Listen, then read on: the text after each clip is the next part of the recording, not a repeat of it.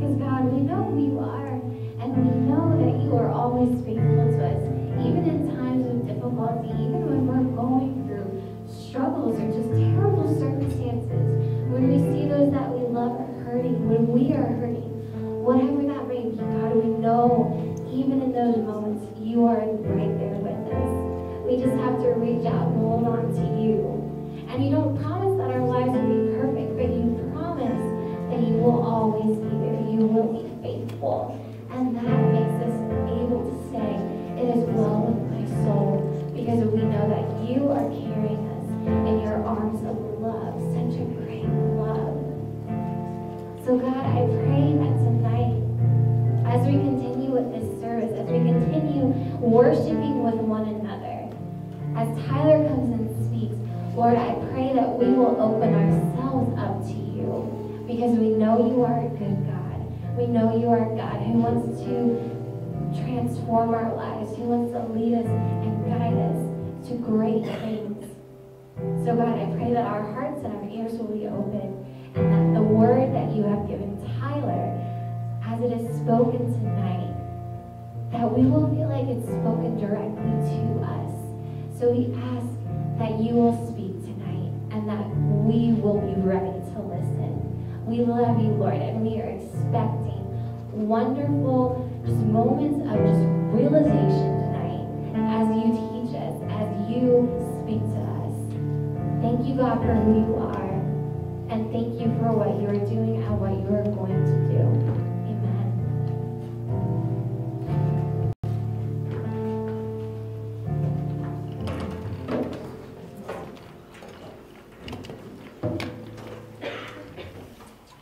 How's it going? I love that song. You put it right there on the floor in front of me. That would be awesome. So I love that song. It makes me want to preach. The story behind that song is incredible. But that's for another night, because we have a whole other sermon to talk about, right? Don't worry, it's grape juice. Oh, okay. I was gonna say. I was like, oh. All right. So tonight we are starting our ride or die. I saw that look in your eye, Bella. So, you thought, oh Lord, Pastor Tyler has done lost his mind. No, it's okay. We're okay. You can't lose what you never had. All right, so tonight we are starting our Ride or Die series, as was evidenced by that wonderful video, courtesy of Zach and Adam.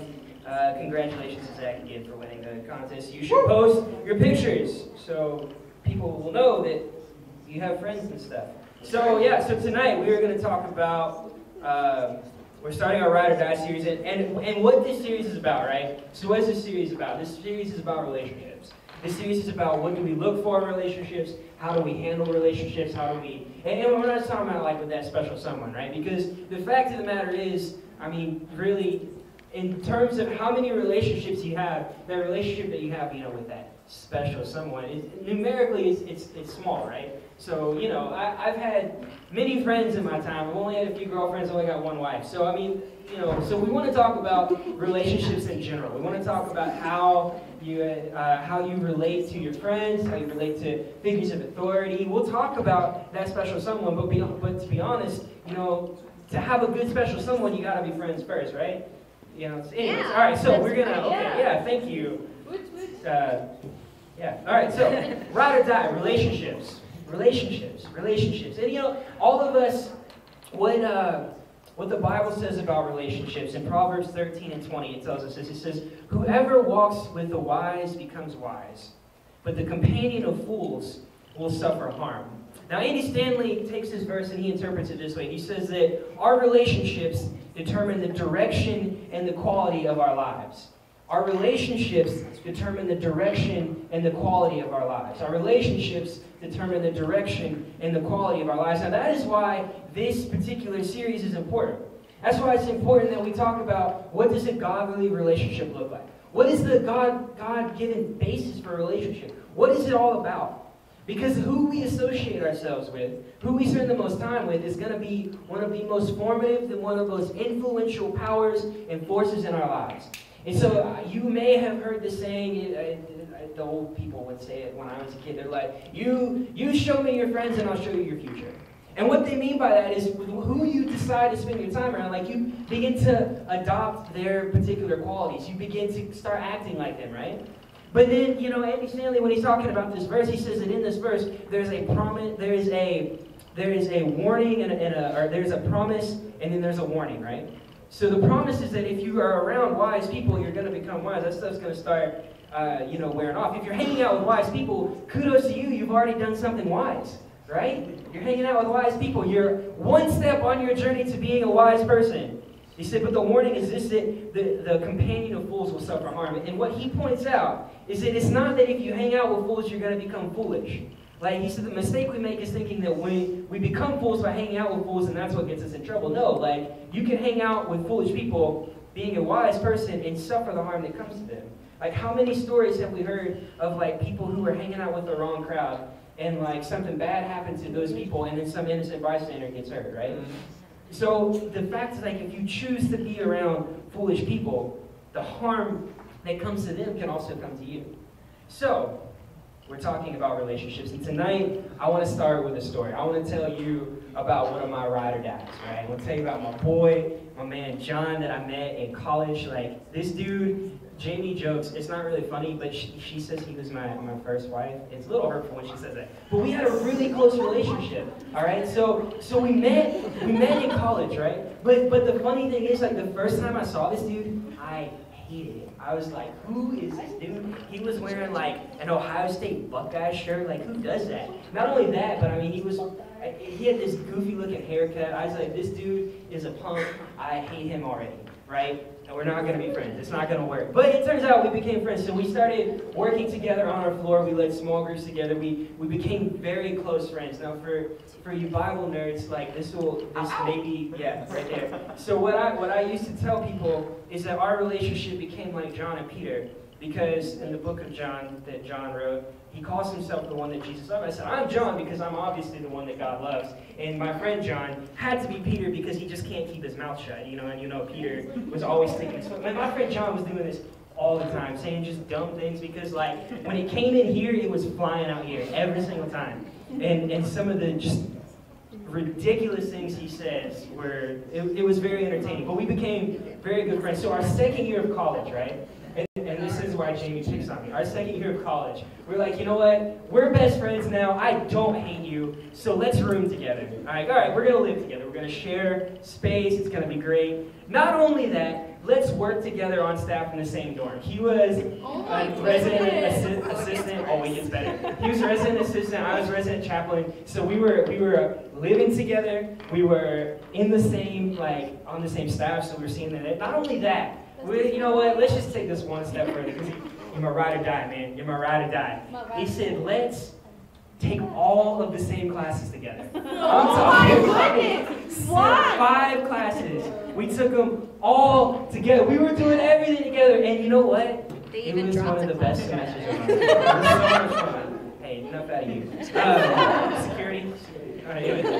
So we did all this, and we had a great time. It was wonderful. I'm going to be honest, we fought a little bit, and we can talk more about that later. But it worked out very good. He's still one of my best friends. He was the best man at my wedding. I was talking to him just today about he's got a little baby girl that's 1 year old. Yo, it's weird when your friends start having kids. Like, it's just freaky. Anyway, so my best friend, my ride or die.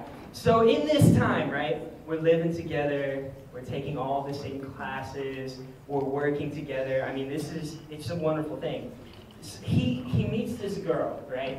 He meets this girl, and he's like, man, I think I kind of like this girl. And so he and this girl start hanging out. But, you know, even in college, they really didn't outgrow that, like, awkward phase, right? So, like, he couldn't just hang out with this girl. And so what he started doing was like, all right, you're my best friend. You're my ride or die. You're there for me no matter what. So come with me to hang out with this girl, because I don't want to be alone because I'm, like, you know, weird and stuff, even though he's 19 years old at this point. So we start hanging out. Well, it turns out this girl starts doing the same thing and starts bringing, like, her best friend to hang out. And now me and Jamie are married. So that's one of the ways they broke up shortly thereafter. But we'll get to that. So we start, like, so Jamie and I start dating because while they're doing whatever, like, goofy, flirty stuff there, it was weird. And so we were, like, hanging out, and, you know, it was great. And so shortly after Jamie and I started dating. he and this girl start dating as well. You know, they make it official. They put it on Facebook. They got the pictures and the flowers, and it's a wonderful thing. So fast forward 4 months. So okay, me and this guy, right? So we're living together. We're working together. We were taking literally all of the same classes, which means all of our homework is the same, and we're dating best friends. Like, does it get any better than that, right? No. So fast forward 4 months. I get a call from this guy. We're on spring break, and I miss him, you know. He's my ride or die. When he's not there, like, you know, I got this piece of me that's gone. So he calls me, he's like, man, I'm gonna have to break up with this girl. And I'm like, you're ruining everything. This is perfect, and you're ruining it. He's like, yeah, man, I gotta do it. Now this is the problem.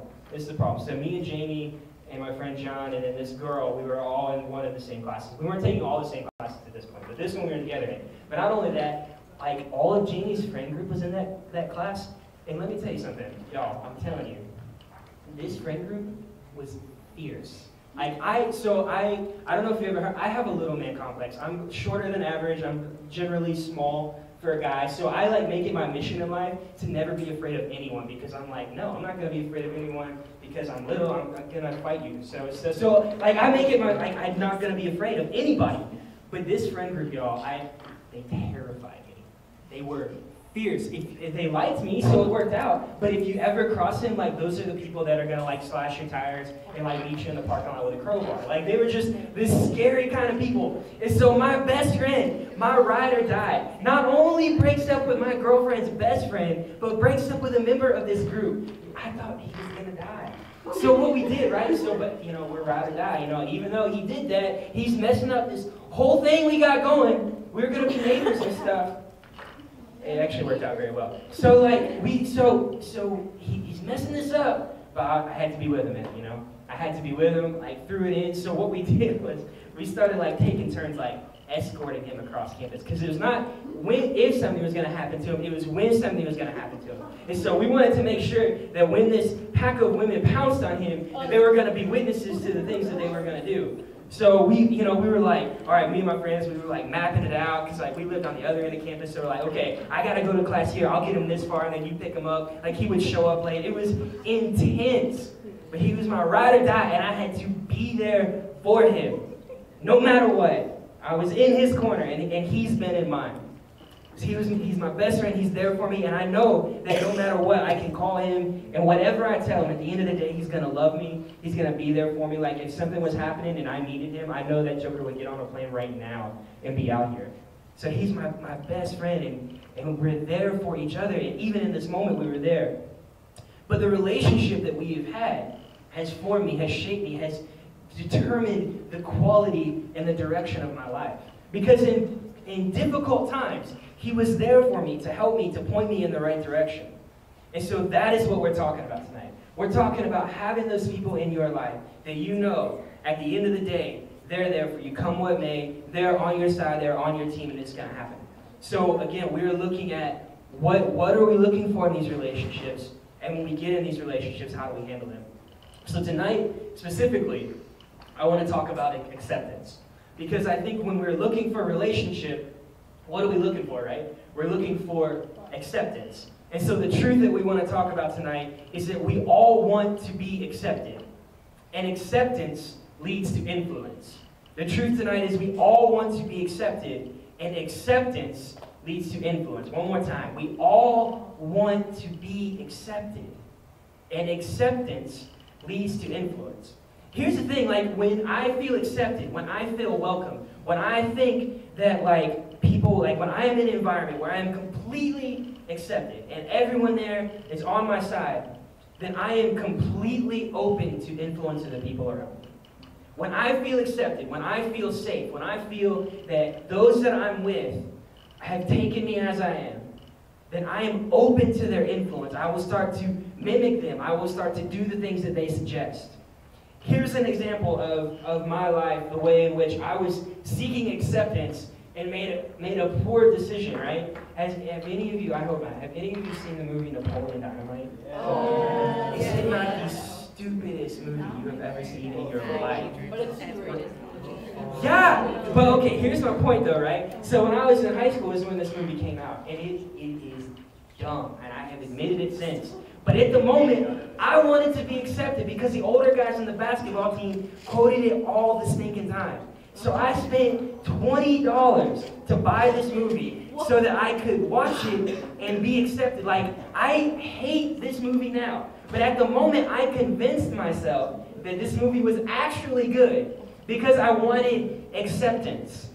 Also, like, any of you got those things, you're like, if anyone knew this about me, they wouldn't love me, right? You thought, like, and I'm not talking like bad, like deep, dark secrets, just like little quirks that you have, right? I don't know what those may be, and we're not going to get into it tonight, but just things that, like, typically would get on people's nerves, and you're like, I don't know if people knew this about me, they'd be my friend. You ever, like, look at one of your friends and be like, if I, like, did this, would you be my friend still? Like, sometimes, like, we'll go to, like, the store, and I'll see, like, a t-shirt, like a dumb t-shirt, and I'll be like, if I wore this, Jamie, would you still love me? And she always says no. So anyway, so the point is, though, like when we seek acceptance, we do things that are not always in accordance with our character. So, but there's like things that, like, we don't want people to know about because we're afraid they won't love. I'm gonna be honest, it's confession time. You ready for it? You ready for it? I think Taylor Swift's 1989 album was one of the greatest things in musical history.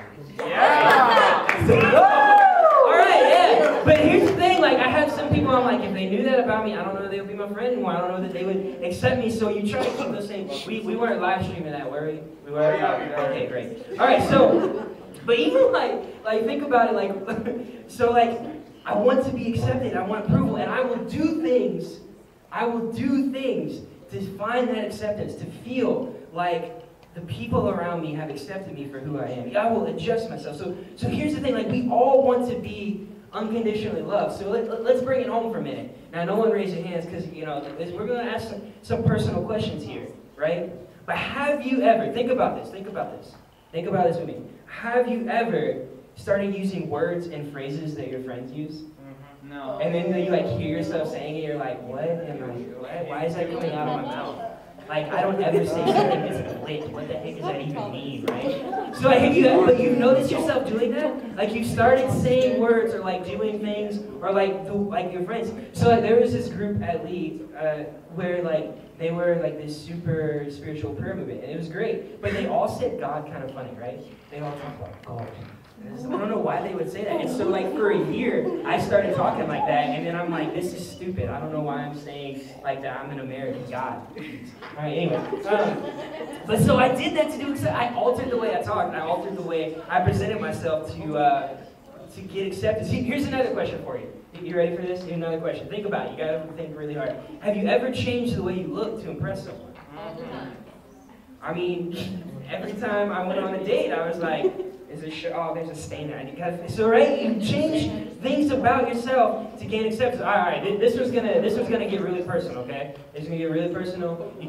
Please don't admit it out loud, okay? Unless you just really need to talk, you can see me in my office afterward. But here's the thing: have you ever lied to keep yourself from looking bad? I have. I totally have. Probably in a more recent than I'm willing to admit, right? Even like, not even like a bold-faced lie, just like maybe bending the truth a little bit. But have you ever done that? Like, how many would say that lying is wrong? You can answer this one out loud. How many of you say what lying is? I think, wow, a scary amount of you are okay with lying. All right, but we all would say that it's not good, but like, we do these things. Okay, so here's another one for you. Have you ever had friends who have had self-destructive habits that you've not said anything about? Have you ever had friends that you knew they were doing something that was not okay for them, but you let it go because you were more concerned about gaining their acceptance than you were about what was going to happen to them? I mean, this is a story of how many celebrities who had these terrible flaws. I mean, Chris Farley is one of the saddest examples of a guy who had self-destructive behavior, but people wanted so bad to be accepted by him that no one confronted him with it. All right, here's one more. All right, last one right here. Right, last one. Think about this. Have you ever gone against a conviction? And what I mean by conviction is this strong belief you have, right? That you think this is the way you should live, this is the way things ought to be, and I believe it, and nothing's going to change that. Have you ever gone against a conviction that you have held for the sake of a friend? I have.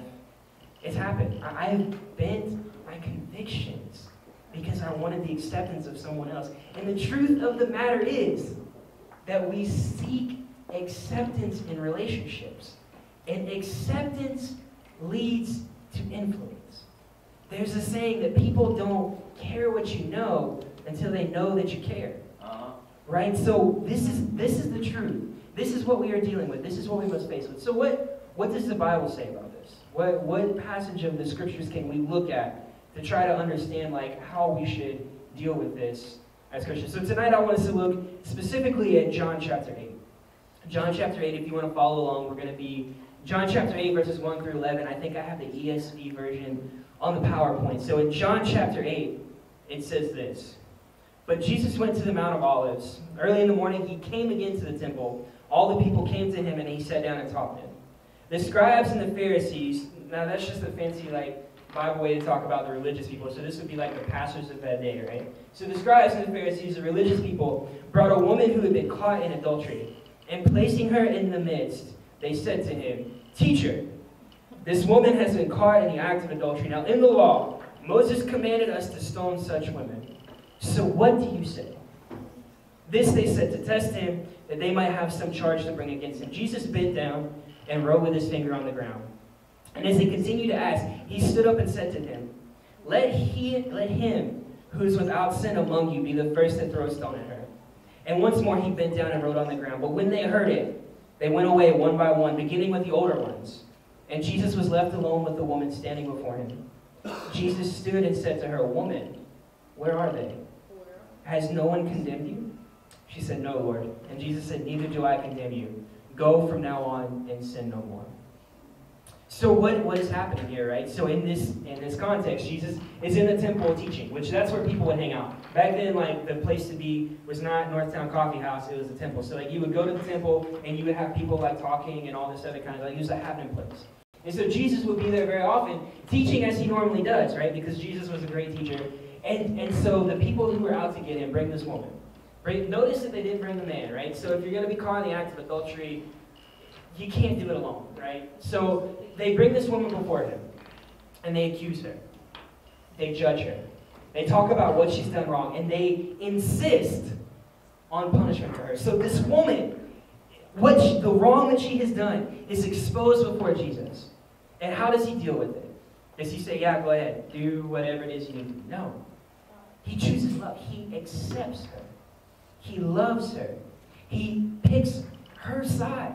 The side of love and acceptance. He's not ambivalent about what happens to her. It's not that he doesn't care. But he goes against the crowd to stand up for her. He goes against the crowd to show love and acceptance for this woman who is being accused, who's being judged. So here she is, exposed. And some of you feel like this woman. You feel like there's things you've done, or maybe there's things you haven't done. But you are so worried about being just put in the middle of everyone and the things that you've done or what you may think of yourselves. You're worried about being exposed, being unmasked, about people accusing you and judging you for things that either you may or may not be able to help. Like this woman, you feel just cast down in front of this crowd of people who have no love, no acceptance, and nothing for you. You feel judged and rejected either because of who you are or because of something you have done. And some of you have tangibly faced this, right? And it breaks my heart to think about the pain that people go through when they feel cast out. When that need that we all have for acceptance, when it's not met. When they don't feel fulfilled in their human relationships, right? Some of you have faced this yourselves. You know what it is like to have people say bad things about you. You know what it's like to not feel like you fit in certain tables, right? You know what it's like to feel like you're on the outside looking in. You know what it's like to feel like no matter what you do or what you say, you're never going to get the acceptance of people. People are never going to love you for who you are. You're always going to be judged. You're always going to be exposed to be someone who's not liked you. It's always going to be bad for you. And this quest for acceptance that we're all on, your attempts to meet that, sometimes we look in the wrong place, right? So what drove this woman to get caught in the act of adultery? I don't think you could ask, very few people ever in this world, and be like, hey, is adultery okay? Almost everyone's going to be like, no, you shouldn't do that. You shouldn't cheat on people, right? You shouldn't cheat on people you're in a relationship with. Like, we all know that that's wrong. So what would drive this woman to do something like that? I think it was her need for acceptance. I think it was her need to feel that someone loved her for who she was. I think it was her need to feel like she could be herself and to be accepted. But the problem is, in her quest for acceptance, in her need to feel like she belonged, to feel loved, she went to the wrong place. She took the wrong path. She did things, she compromised on her convictions. She took shortcuts. She tried to be someone she was not so that she could feel that fulfillment taken care of. So she could feel like she was loved and accepted for who she was, right? Without having to change anything. And like her, we fear being alone. We fear not being alone. But here's another question for us to think about, right? So if we seek acceptance, and acceptance leads to influence, what happens when we feel that God doesn't accept us? Where does that leave us if we feel that God is out to get us? Where does that leave us if we feel that God is only there to judge us? That God is only there to unmask us? That God is only there to expose us? That God is only there to throw stones at us for the decisions that we have made? Or for not being good enough? What happens then? Where are we going to look for influence if we feel that God doesn't care? If we feel that God doesn't accept us for who we are? We will either fail to be the persons that God has called us to be because we're trying to be something else. Or we will give up. And we turn away from God, admitting that there's no way we can claw our way to acceptance. But the message of this story is that despite where we have looked for acceptance in the past, that we can find it at the feet of Jesus. The truth that we have here is that no one will accept or love you more than God. Here's the thing, right? So we've all said we've got those things that we worry that, like, if people knew, they wouldn't be our friends anymore. Like, God already knows. Like, you think that Jesus needed them to tell him what she had done? He already knew. And we have evidence of that in other stories where he, like, calls people out, not in a bad way, but just say, like, hey, like, I know, and I still love you. I know, and I still accept you. I know what's going on, but I'm still here for you. And so Jesus, in this moment, where this woman was clearly wrong, clearly in the wrong, he was not saying, like, it's okay that you do that. It's all cool. I'm the cool Jesus. Don't worry about it. Just do your thing. Have fun. That's not what he was saying. He wasn't saying that. But he was looking at where she was. I think he saw the longing in her heart to belong, to be accepted for who she was. And he met her there. He loved her. And that is the message to all of us. That God is not some angry old guy in the sky waiting for us to screw up so he can strike us with a lightning bolt. Our pictures of God are only correct, are only accurate insofar as they look like Jesus. If we have this understanding of God that doesn't line up with Jesus, then we're wrong. And in this story, Jesus says, I accept you for who you are, and I see who you can be. And so that is what we are here for tonight. We're here to talk about how ultimately we are all on this quest for acceptance. We all want to be loved. But we will never find that love and acceptance like we will at the feet of Jesus. Yeah. My wife loves and accepts me as much as any human being possibly can. My parents, thank God, love and accept me as much as any human being possibly can. But there are limits to their love. There are limits to my love. There are limits to Jamie's love. There are limits to all of our love. But God, who is love, could not love you anymore.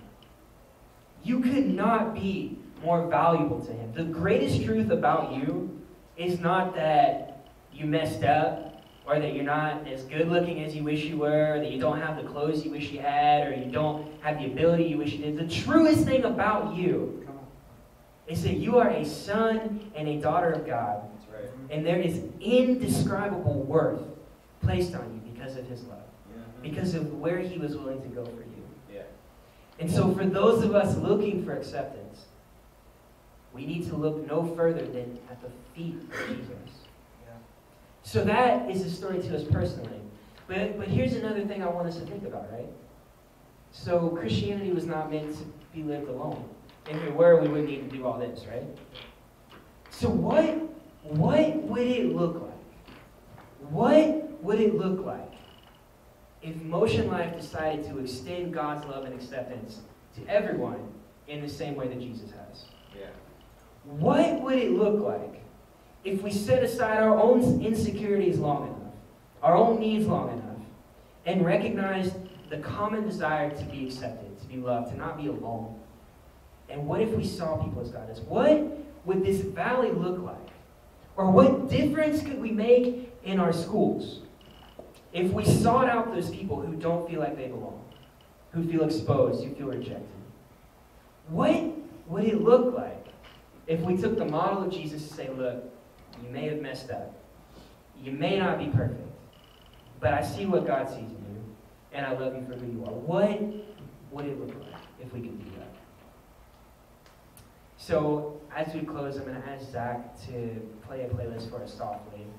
And our response tonight is not going to be normal. We're going to celebrate what, in the Christian tradition, we commonly call the Lord's Supper. And the reason why I think that this is the most appropriate thing for us to do tonight is because throughout church history, when we talk about the work of Jesus, when we talk about the love that he has for us, when we talk about the sacrifice that he gave for us, the way we most commemorate that is by coming around a table such as this, and taking a piece of bread, and dipping it into some juice. The signification of his body that he broke for us, and his blood that he poured out for us. We are so accepted by God that he died for you. Has anyone died for you? I mean, I know some people I think would. There's some people I think I would. I've never been put in that situation. But like, Jesus has actually died. Like, Jesus is your ride or die. Right? He's your ride and die.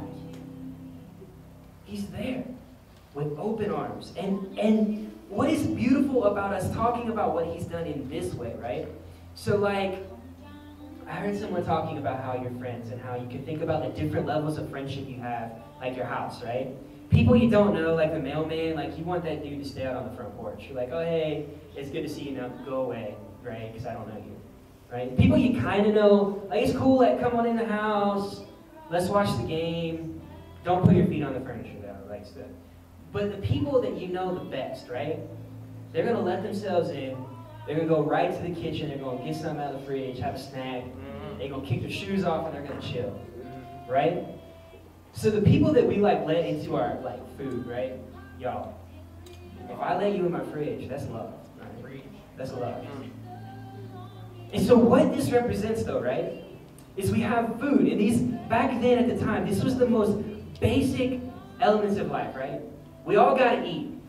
If you don't eat, you're going to die. Like, you need this. You need food, right? Just like we need Jesus. And so he comes to us simply, right? And he doesn't say, it's not always about, like, praying this perfect prayer, all this kind of stuff. But it's about coming to a table. Coming to his table. Going to his kitchen. And sitting with him and sharing this basic need. And having that need met. Our basic need is acceptance. We're wired for this stuff. Yeah. And Jesus comes to us in the representation of food and drink. The very things we need to live. And so tonight, there's nothing magical about this. But we believe when we do these things with special attention to Jesus, with special attention to God's presence, the Spirit is here. The Spirit comes to us and can speak to us in ways that I can't speak to you through a microphone, right? It can touch your heart and become alive to you in ways that I just can't up here talking, as great as I am. Right? So what we have here, this is God's table. And he loves you so much that he's inviting you to come, to sit down, to kick your feet up, and to have everything that you need. That's the acceptance level that you have. And so in 1 Corinthians, I just want to tell us a little bit more about this. In 1 Corinthians 11, 23 through 26, Paul says this about what we're about to do. He says, "For I received from the Lord what I also delivered to you, that the Lord Jesus, on the night he was betrayed, he took the bread. And when he had given thanks, he broke it and said, 'This is my body, which is for you. Do this in remembrance of me.' In the same way, he also took the cup. And after supper, saying, 'This cup is the new covenant in my blood. Do this as often as you think of it in remembrance of me. For as often as you eat this bread and drink this cup, you proclaim the Lord's death until he comes.'" And so when we do this together, I'm going to ask Adam and Jamie to come up here with me. As we do this together, what we are doing is we are signifying the sacrifice that God made. We're signifying the ways in which he comes to us as our basic necessities, the bare bones that we need. So as Jamie takes the bread here and Adam comes stands over here with the cup, this is what we're going to do, okay? This is what we're going to do. I need you to listen. Look, this is a holy, holy moment, all right? What we do here is literally one of the most important things we can do as a church. So please, please, approach this with reverence because God is here. So what we're going to do is I'm going to ask you to stand as we pray. And as you're ready, I want you to come this way. Come, rip off a piece of bread from Jamie. Continue to come, dip it into the cup that Adam has. And then continue back to your seat, okay?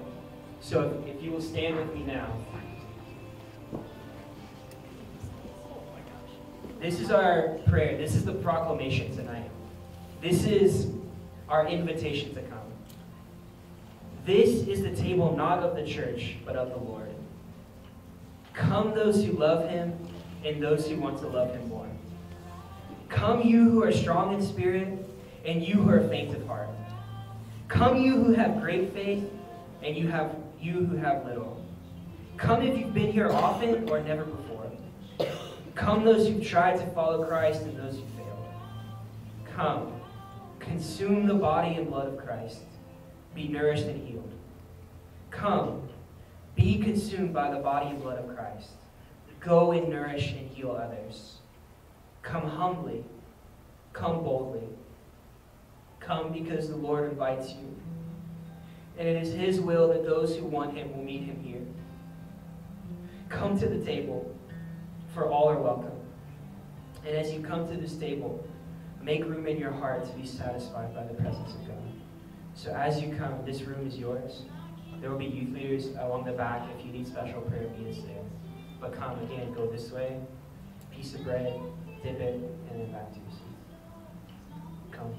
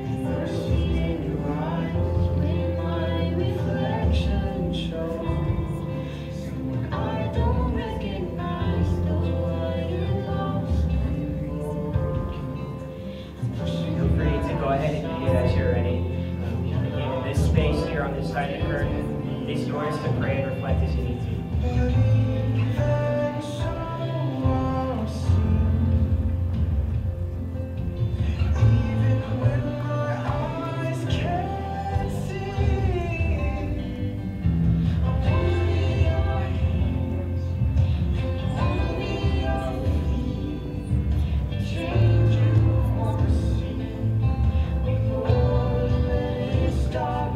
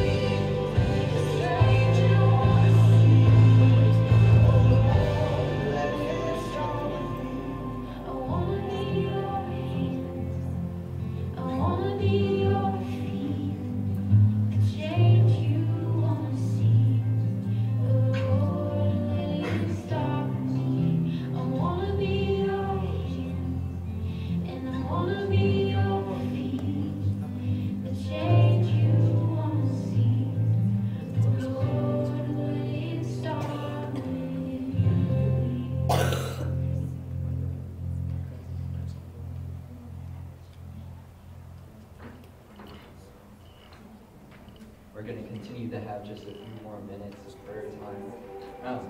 I encourage you right now to go find someone to pray with, whether it's your bud or someone you don't know. I just encourage you to find someone to pray with. Ask how you can pray for them and tell them how they can pray for you. The whole point of us coming together is that we can be surrounded in a supportive community. So put your arm on someone's shoulder, grab their hand, whatever, and just take a minute right here to pray for the person next to you, whether you know them well or hardly know them at all.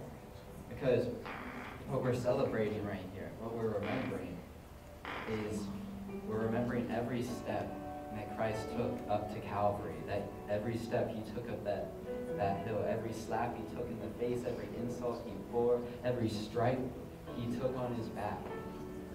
And the Bible says he took all of this. He took on all of this that you might know him, that you might know the enormous love he has for you, the incredible life that he offers, that these times are not times to feel guilty, but they're times to look at your life and let your life reflect that of Christ.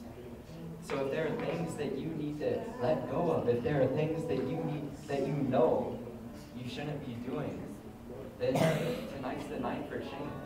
I love that song we just listened to because it said, let change begin with us. Let it begin with me. Let it begin with each and every one of us.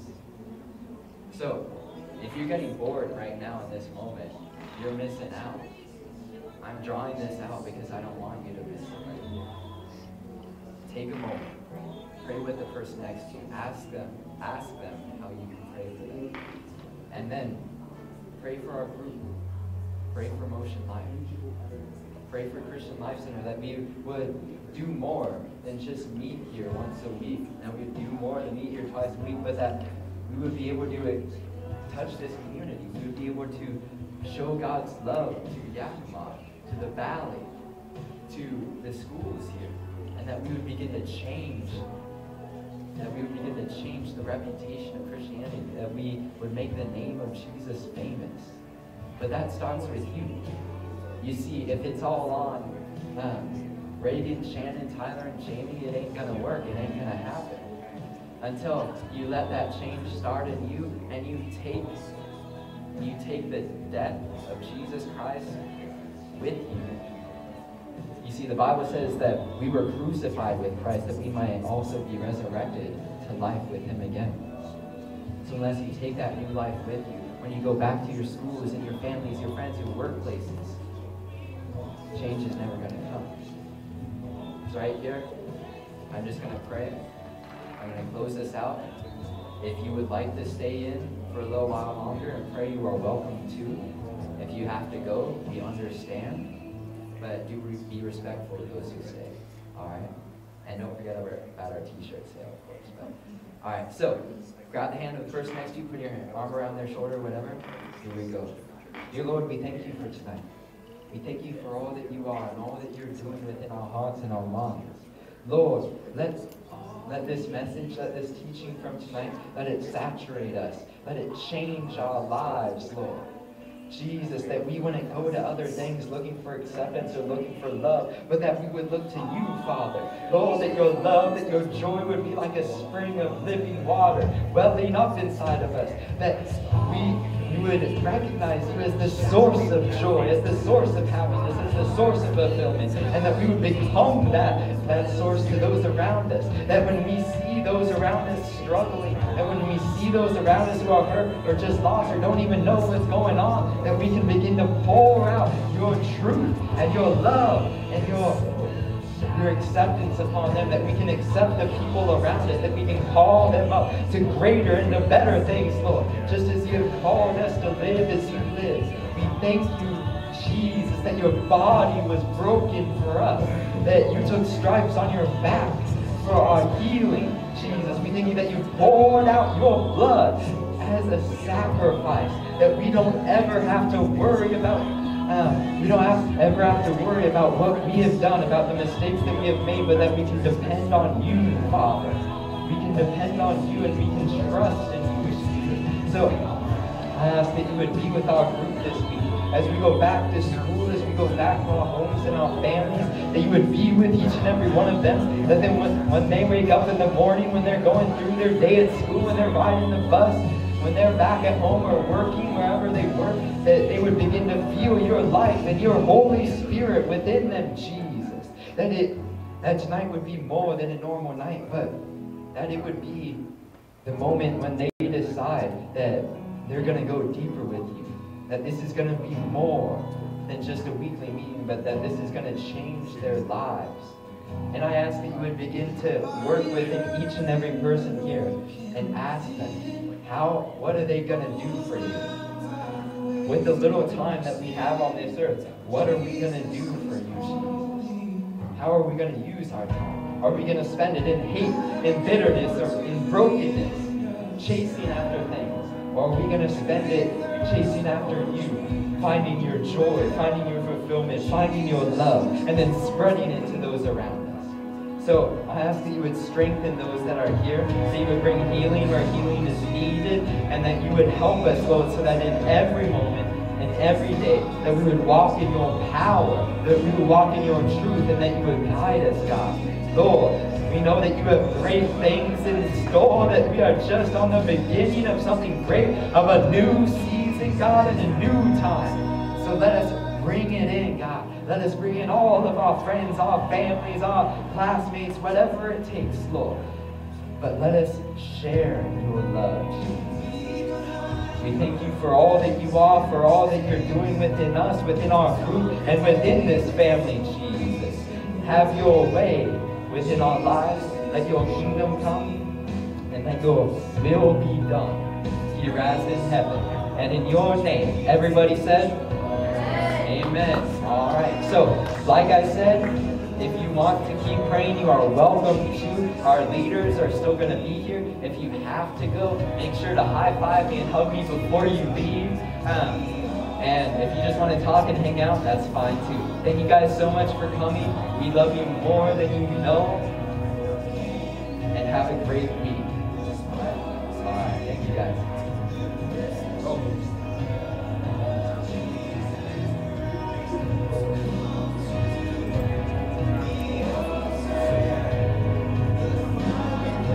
Oh yes, and don't forget about our Ride or Die photo challenge. This week, dig through your shoeboxes, those old files on your computer about your besties from way back and from today. Post them up on social media with the hashtag #LifeInMotion, and next week you can be taking home the prize, alright? So, Ride or Die, hashtag #LifeInMotion. Make sure to get it up there this week. We want to see all those embarrassingly old and awkward photos of you as kids, all the way up to present day. So if you don't have a best friend, that's okay. I'll take a picture with you. I will be your best friend. We'll do whatever it takes. Let's make it happen.